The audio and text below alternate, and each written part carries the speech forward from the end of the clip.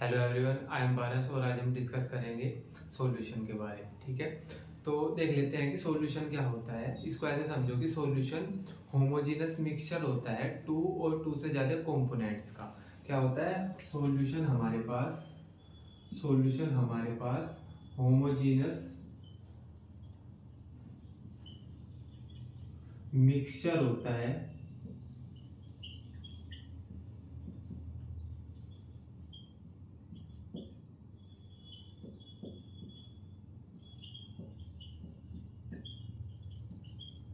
तो सॉल्यूशन हमारे पास मिक्सचर होता है टू और मोर देन टू कंपोनेंट्स का। ठीक है, बेसिकली जब हम दो या दो से ज्यादा कंपोनेंट को होमोजीनसली मिलाते हैं तो हमारे पास सॉल्यूशन का फॉर्मेशन होता है। ठीक है, तो अभी हम ये समझेंगे कि आपको ये तो पता है कि मिक्सचर क्या होता है। सिंपल, हमने दो चीजों को मिक्स कर दिया, उसको हमने मिक्सचर बोल दिया। लेकिन ये होमोजीनस क्या होता है, ठीक है, अभी हम समझेंगे होमोजीनस क्या होता है। ठीक है, इससे पहले आप ये समझो कि सोल्यूट और सोलवेंट क्या होते हैं। मैं ये बोल रहा हूँ कि हमने दो चीजों को मिक्स किया और हमारे पास जब वो मिक्सचर होमोजेनस हो तो हमारे पास सॉल्यूशन का फॉर्मेशन हो गया। अब जिन दो चीजों को हमने मिक्स किया उनमें से एक को बोलेंगे हम सोल्यूट और दूसरे को बोलेंगे हम सोलवेंट। तो सोल्यूट हम उसको बोलेंगे जिसकी क्वांटिटी कम होगी। मैं ये बोल रहा हूँ जैसा हमारे पास एक गिलास वाटर है और उसमें ना मैंने ना एक चम्मच सोल्ट मिक्स कर दिया। तो जो सोल्ट है वो कम है, उसकी क्वांटिटी कम है, एक चम्मच है वो। ठीक है, तो मैं उसको बोल दूंगा सोल्यूट और जिसकी क्वांटिटी ज़्यादा है मैं उसको बोल दूंगा सोलवेंट। ठीक है, तो अभी आपको बेसिकली इतना समझना है कि हमारे पास अगर हम दो चीज़ों को होमोजीनसली मिक्स कर दे तो हमारे पास सॉल्यूशन का फॉर्मेशन हो जाएगा।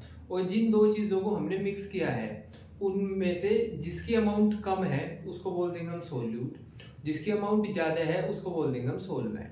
ठीक है, क्लियर हो गया हमारे पास सॉल्यूशन क्या होता है। अब बात आती है होमोजेनस मिक्सचर क्या होता है। क्योंकि मिक्सचर तो सिंपल, हमने दो चीजों को मिक्स कर दिया, उसको तो हमने मिक्सचर बोल दिया। अब ये होमोजेनस क्या है। तो बेसिकली होमोजेनस मिक्सचर वो वाले मिक्सचर होते हैं जिनको हम सेपरेट नहीं कर सकते एक बार मिक्स करने के बाद। जैसा मैंने क्या किया, मैंने एक गिलास वाटर लिया और मैंने उसमें एक चम्मच सोल्ट ऐड कर दिया, अब मैंने उसको डिसोल्व कर दिया। तो ये हमारे पास जो सॉल्यूशन बना ये होमोजेनस सॉल्यूशन बना। जो सोल्ट है उसकी कॉम्पोजिशन पूरे सॉल्यूशन में सेम ही है, मतलब इक्वली डिस्ट्रीब्यूट है हमारे पास सोल्ट पूरे सॉल्यूशन में। लेकिन अगर मैं बात करूं कि मैंने एक गिलास वाटर लिया और उसमें मैंने सैंड, रेत होता है जो, वो मिक्स कर दिया, तो अब वो उतनी अच्छी तरीके से मिक्स नहीं हो पाएगा। वो गिलास के अंदर जो वाटर है उस वाटर में कहीं पे ज्यादा सैंड होगी, कहीं पे कम सैंड होगी। ठीक है, उसका जो बेस होगा बेसिकली उस पर बैठ जाएगी जो हमारे पास रेत है। तो हम ये बोल देंगे कि ये जो रेत और वाटर का सॉल्यूशन होता है इसको हम बोल देते हैं हेट्रोजीनस सॉल्यूशन। तो बेसिकली जैसे सोल्ट सॉल्यूशन हो गया वो होमोजेनस सॉल्यूशन है। हमने जब एक बार सोल्ट को वाटर में डिसॉल्व कर दिया फिर हम उनको सेपरेट नहीं कर पाते। ठीक है, लेकिन अगर मैं बात करूँ सैंड सॉल्यूशन की, मतलब कि मैंने सैंड को और वाटर में मिक्स कर दिया, ठीक है, तो वो अच्छे से मिक्स ही नहीं हो पाएगा। उस तरीके के मिक्सचर को हम बोल देते हैं हेट्रोजीनस मिक्सचर। और सोल्ट सॉल्यूशन हो गया, शुगर सॉल्यूशन होगा, बेसिकली जो बहुत अच्छे से मिक्स हो जाते हैं उनको बोल देते हैं हम होमोजेनस मिक्सचर। ठीक है, तो यही वाला पॉइंट मैंने यहाँ पे लिखा हुआ है कि बेसिकली सॉल्यूशन क्या होते हैं। Solution homogeneous mixture of two और मोर कंपोनेंट्स। तो दो या दो से ज्यादा कंपोनेंट को जब हम होमोजेनसली मिक्स करते हैं तो उसको बोल देते हैं हम सॉल्यूशन। ठीक है, in which the particle size is smaller than 1 mm। तो ये बोलते हैं कि जिन कंपोनेंट्स को या जिन पार्टिकल्स को हम मिक्स करके सॉल्यूशन का फॉर्मेशन कर रहे हैं उन पार्टिकल्स का साइज बहुत छोटा होना चाहिए। और बहुत छोटा, कितना छोटा होना चाहिए, 1 नैनोमीटर जितना। क्लियर है क्या। ठीक है, अब इसका एग्जांपल आता है सोल्ट सॉल्यूशन। ठीक है, ये हमने डिस्कस कर ही लिया। अब हमने ये भी बोला था कि हमारे पास जो सॉल्यूशन होता है वो दो चीजों से मिलके बना होता है। भाई दो या दो से ज्यादा चीजों को मैंने मिक्स किया होमोजेनियसली तो हमारे पास सॉल्यूशन का फॉर्मेशन हो गया। अब वो जो दो चीजें हमने मिक्स की हैं उनमें से जिसकी क्वांटिटी कम होगी उसको बोल देंगे हम सोल्यूट और जिसकी क्वांटिटी ज्यादा होगी उसको बोल देंगे हम सोलवेंट। क्लियर है क्या। ठीक है, अब मैं बेसिकली आपको ये बोल रहा हूँ कि जैसे मैंने एक सोल्ट सॉल्यूशन तैयार कर लिया, मैंने 1 गिलास वाटर लिया और मैंने उसमें 1 चम्मच सोल्ट ऐड करी थी, उसका सॉल्यूशन बना दिया, ठीक है। फिर मैंने क्या किया, 1 गिलास वाटर और लिया और इस बार मैंने उसमें 10 चम्मच सोल्ट ऐड करी थी। अब है तो दोनों सोल्ट सॉल्यूशन ही, बस ये वाला जो सोल्ट सॉल्यूशन है इसमें 1 चम्मच नमक है और इस वाले सोल्ट सॉल्यूशन में 10 चम्मच नमक है। तो अब मैं इनको सेपरेट कैसे करूंगा, तो मैं ये बोल दूंगा कि जिसमें 1 चम्मच सोल्ट है उसको बोल दूंगा मैं कि ये कम कंसंट्रेटेड है, मतलब कम गाढ़ा है, और जिसमें 10 चम्मच सोल्ट है उसको बोल दूंगा मैं ये ज्यादा कॉन्सेंट्रेटेड है, या जो कम कॉन्सेंट्रेटेड होता है उसको हम डाइल्यूट सॉल्यूशन भी बोलते हैं। तो मैं सिंपल ये बोल दूंगा कि जिसमें 1 चम्मच सोल्ट है वो डाइल्यूट सॉल्यूशन है, और जिसमें 10 चम्मच सोल्ट है वो हमारे पास कॉन्सेंट्रेटेड सॉल्यूशन है, ठीक है। तो जब भी हमको किसी की कंसंट्रेशन की क्वांटिटी चेक करनी होती है उसके लिए हमारे पास 4 मेथड होते हैं। मेरी बात समझो, मैं ये बोल रहा हूँ कि मेरे को ये तो पता चल गया कि ये वाला सॉल्यूशन जिसमें 10 चम्मच सोल्ट है ये ज़्यादा कंसंट्रेटेड है, और जिसमें 1 चम्मच सोल्ट है ये कम कंसंट्रेटेड है। लेकिन मैं ये जानना चाहता हूँ कि एग्जैक्ट इसकी क्वांटिटी कितनी है, कितनी ज़्यादा इसकी कॉन्सेंट्रेशन है और कितनी कम इसकी कॉन्सेंट्रेशन है। क्लियर है क्या? इसको यार ऐसे समझो जैसे मैं बोल दूं कि यार एक ना ये बंदा ना बहुत रिच है, आपने बोला ठीक है रिच है, एक तो वो वाली चीज हो गई। मैंने बोल दिया कि ये बंदा रिच है और आपने बोल दिया कि हाँ ठीक है रिच है। फिर आप ये जानना चाहते हो कि कितना रिच है, ये कितना रिच, इसके पास क्या है, 50 करोड़ रुपए हैं, क्या है, क्या मतलब मैं इसको किस हिसाब से रिच बोल रहा हूँ। तो अगर आप एग्जैक्ट वैल्यू जानना चाहते हो कि हाँ इसके पास कितने पैसे हैं, तो मैं बताऊंगा कि भाई इसके पास 50 करोड़ रुपए हैं इसलिए मैं इसको रिच बोल रहा हूँ, आप बोल दोगे ठीक है। ठीक वैसे ही हमारे पास 2 सॉल्यूशन है, मैं बोल रहा हूँ ये ज्यादा कॉन्सेंट्रेटेड है, ये कम कॉन्सेंट्रेटेड है। तो आप ये बोल रहे हो कि ज्यादा कितना कॉन्सेंट्रेटेड, कितना ज्यादा कॉन्सेंट्रेटेड है, हमको क्वांटिटी बताओ। तो उस क्वांटिटी को बताने के लिए हमारे पास 4 मेथड होते हैं। फर्स्ट होता है मास परसेंटेज, सेकंड होता है मोल फ्रैक्शन, थर्ड होता है मोलैरिटी और फोर्थ होता है मोलैलिटी, ठीक है। तो हम फर्स्ट वाला डिस्कस कर लेते हैं, मास परसेंटेज क्या होता है, ठीक है। तो मास परसेंटेज हमारे पास एक तरीका होता है किसी भी कंपाउंड के अंदर एलिमेंट की जो कॉन्सेंट्रेशन है उसको निकालने का। क्लियर है क्या? ठीक है। ऐसे ही मैंने यहाँ पे लिखा हुआ है कि mass percentage is one way to represent the concentration of element in a compound. किसी कंपाउंड में एलिमेंट की कितनी कॉन्सेंट्रेशन है, या मैं बोल दूं कि कंपोनेंट इन अ मिक्सचर, किसी मिक्सचर में एलिमेंट की कितनी कॉन्सेंट्रेशन है, या किसी कंपाउंड में एलिमेंट की कितनी कॉन्सेंट्रेशन है, उसको फाइंड आउट करने का पहला तरीका है हमारे पास मास परसेंटेज, ठीक है। फाइंड आउट कैसे करते हैं, उसके लिए हमारे पास फॉर्मूला होता है, हमको जिसकी भी मास परसेंटेज निकालनी होती है, क्योंकि बेसिकली हमारे पास जो सॉल्यूशन बना है वो 2 चीजों से मिलकर बना हुआ है। जो कम अमाउंट में है उसको मैंने सोल्यूट बोल दिया, जो ज्यादा अमाउंट में है उसको मैंने सोलवेंट बोल दिया। अब मैं मास परसेंटेज या तो सोल्यूट की निकालूंगा या मैं मास परसेंटेज सोलवेंट की निकालूंगा, ठीक है। तो मेरे को जिसकी भी मास परसेंटेज निकालनी है उसके मास को, भाई मेरे को मास परसेंटेज निकालनी है सोल्यूट की, तो मैं क्या करूंगा, mass of the component, component की जगह पे मैं क्या ले लूंगा, सोल्यूट। तो मैं बोल दूंगा mass of the component upon total mass of the mixture. अगर मेरे को सोलवेंट की निकालनी हो तो मैं यहाँ पे लिखूंगा mass percentage of solvent, mass of the solvent upon total mass of the mixture into 100। Clear है? ये फॉर्मूला है। बाकी हम ये वाला क्वेश्चन अभी डिस्कस करेंगे, आपको क्लियर होगा, ठीक है। तो ये बोलते हैं कि calculate the mass percentage of benzene and carbon tetrachloride. तो हमारे पास इन्होंने बेंजीन और कार्बन टेट्राक्लोराइड को मिला के एक सॉल्यूशन का फॉर्मेशन किया, और ये बोलते हैं कि मास परसेंटेज बता दो मेरे को बेंजीन की क्या है और कार्बन टेट्राक्लोराइड की क्या है। क्लियर है? फिर बोलते हैं if 22 gram of benzene is dissolve in 122 gram of carbon tetrachloride. तो ये बोलते हैं कि हमारे पास जो बेंजीन है वो है हमारे पास 22 ग्राम, और उसको हमने डिसॉल्व कराया है 122 ग्राम ऑफ कार्बन टेट्राक्लोराइड में। तो बेसिकली बेंजीन और कार्बन टेट्राक्लोराइड को मिला के इन्होंने सॉल्यूशन का फॉर्मेशन किया है। अब इनमें सोल्यूट कौन सा है, सोलवेंट कौन सा है, हमने ये बोला था कि जो कम अमाउंट में होगा, जिसकी क्वांटिटी कम होगी उसको मैं सोल्यूट बोल दूंगा, और जिसकी ज्यादा होगी उसको हम सोलवेंट बोल देंगे। तो यहाँ पे किसकी अमाउंट कम है, किसकी क्वांटिटी कम है, बेंजीन की, है ना। तो हम ऐसे लिख देंगे कि यहाँ पे जो सोल्यूट है वो है बेंजीन 22 ग्राम, ठीक है। और जो सोलवेंट है वो है कार्बन टेट्राक्लोराइड 122 ग्राम।